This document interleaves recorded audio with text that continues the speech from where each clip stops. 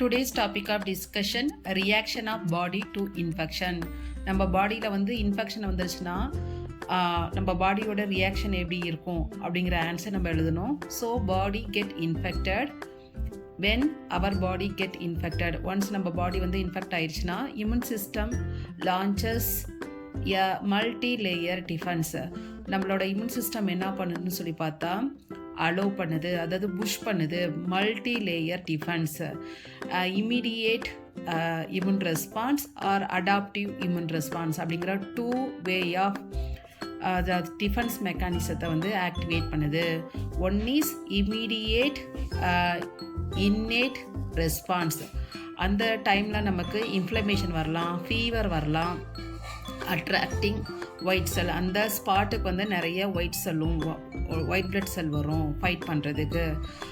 Otherwise it activate adaptive response அப்படிங்கிறப்ப B cell and T cell அது வந்து உருவாக்கி அது வந்து ஆன்டிபாடி ப்ரொடியூஸ் பண்ணும், அது வந்து கில் பண்ணும் இன்ஃபெக்டட் செல்லை.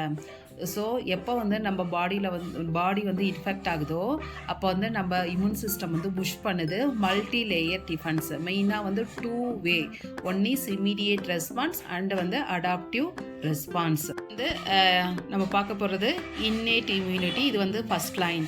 இதில் வந்து எப்படிலாம் வந்து ப்ரொடெக்ட் பண்ண சொல்லி பார்த்தா ஃபஸ்ட்டு வந்து கெமிக்கல் சிக்னல், இன்ஜூர்டு செல் ரிலீஸிங் கெமிக்கல்ஸ். எப்படி நம்ம இம்யூன் சிஸ்டம் ஐடென்டிஃபை பண்ணுதுன்னா கெமிக்கல் இன்ஜூர்டு செல் வந்து கெமிக்கலை வந்து செக்ரீட் பண்ணுது. என்னென்ன chemical? Cytokines and prostaglandin.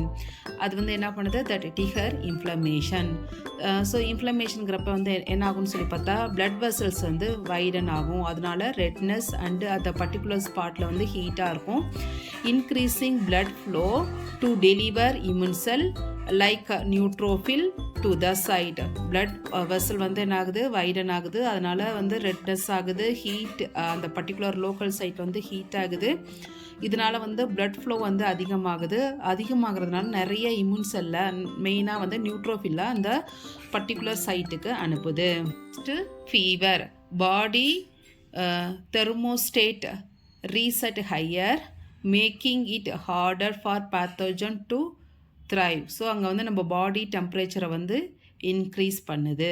Next வந்து ஃபேகோசைட்ஸ், அதாவது மேக்ரோஃபாஜஸ் அண்ட் நியூட்ரோஃபில் இதெல்லாம் அனுப்புது. அது வந்து என்ன பண்ணுது? என்ஹெல்ப் பேத்தோஜன்.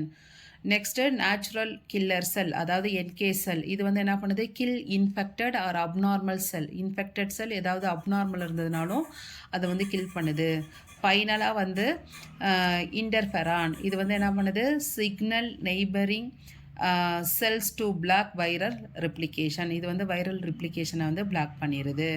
இதெல்லாம் வந்து இன்னேட் இம்யூன் ரெஸ்பான்ஸ் கீழே வருது. செகண்ட் வந்து அடாப்டிவ் இம்யூன் ரெஸ்பான்ஸ். இது வந்து ஸ்பெசிஃபிக்காக இருக்கும், ஸ்லோவாக இருக்கும். இதில் வந்து டி செல் வந்து என்னென்னா CD4 செல் CD8 செல்லை வந்து ப்ரொடியூஸ் பண்ணி டைரெக்டாக வந்து இன்ஃபெக்டட் செல்லை ஹோஸ்டோட இன்ஃபெக்டட் செல்லை வந்து கில் பண்ணிடுது. பி செல் வந்து என்ன பண்ணுது? ஆன்டிபாடி ப்ரொடியூஸ் பண்ணுது. B cell make antibody that neutralize the virus or mark them for destruction. அந்த வகையில் வந்து இது கில் பண்ணுது. ஸோ ஒன்ஸ் இதில் வந்து இன்ஃபெக்ஷன் வந்துச்சுன்னா நம்ம இம்யூன் சிஸ்டம் வந்து இன்னேட் இம்யூனிட்டியவும் அடாப்டிவ் இம்யூனிட்டியும் ஆக்டிவேட் பண்ணி அந்த ஃபாரின் பார்ட்டிகல்ஸை வந்து கில் பண்ணுது. Thanks for watching.